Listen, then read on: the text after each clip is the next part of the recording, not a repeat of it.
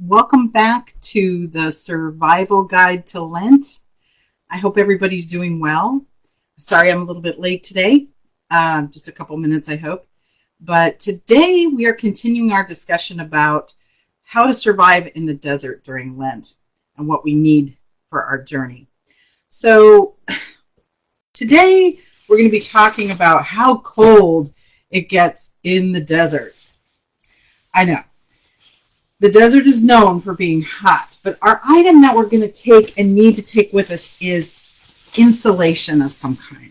A coat or a heavy sweater. I happen to have this lovely warm coat.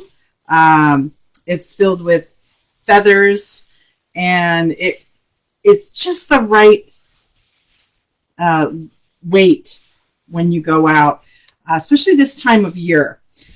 So the desert can vary. You would think that it's a desert and nothing grows there, so it gets extremely hot. But it not only gets extremely hot, it gets extremely cold.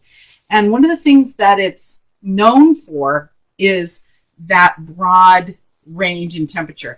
It can get up to an average of 100 degrees during the day, during the peak of the heat, and get down to as low in the same 24-hour period, down to as low as 24 degrees. So it's really varying in temperature. And anything like that, you definitely need to protect yourself just as much as we protect ourselves from the heat with our shade and our, all the things that we already have in our backpack. We also have our sunscreen and our hat and our water, but we also need some insulation. And insulation is really important, not only to keep ourselves warm, but it can also protect your water from getting too hot, if that makes sense. So if you wrap if it's really hot during the day and you wrap your coat around your water bottle that's cool from the night before, you can keep it cool because it's just like putting it in an ice chest. And so insulation is really, really important. I think one of the most important things about insulation is remembering that in the desert, the temperatures are extreme. And life is extreme. We have extremes in our life. We have extreme highs and we have extreme lows and we have everything in between. Now, of course, most of our life we spend in the in-between part. But in those extremes, in the highs and in the lows, we need to remember that God is there for us. God asks us to trust and obey. Those two words in our modern vernacular are very hard because trust comes with a whole litany of issues. You might have trust issues. People talk about that. Also, obedience. Obedience to a lot of people nowadays seems akin to really bad things, like obeying people that are unkind to you or have enslaved you. That's not what this kind of obedience is. God set up these wonderful rules for us that we can live and actually gave them directly. They came directly from God to Moses. Okay.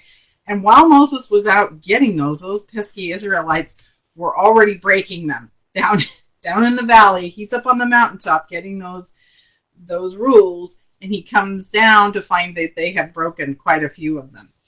Well, this is one of those situations. God doesn't ask much of us, but our disobedience to God and God's rules, very simple rules, don't kill, don't lie, don't cheat, don't steal, the things that we know we shouldn't do, get us into trouble. It gets us into a lot of trouble when we don't do those things.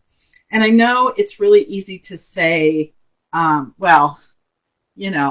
mostly good and Jesus forgives me when I do something bad. That's true. But really, we need to front load that and go, how can I avoid doing these things so that God can trust me and that I can trust myself?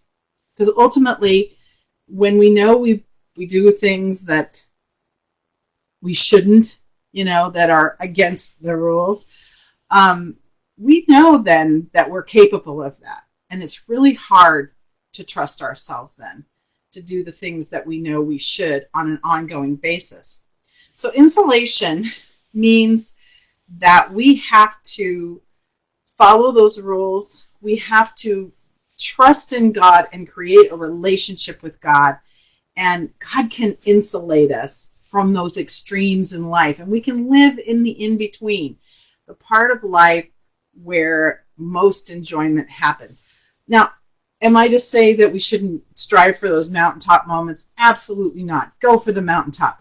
But on your way up, enjoy those days and look to God to guide you in your steps and on your way and on your journey. So don't forget to take your coat or your piece of insulation, whatever that looks like, and put it in your backpack and take it with you on your journey.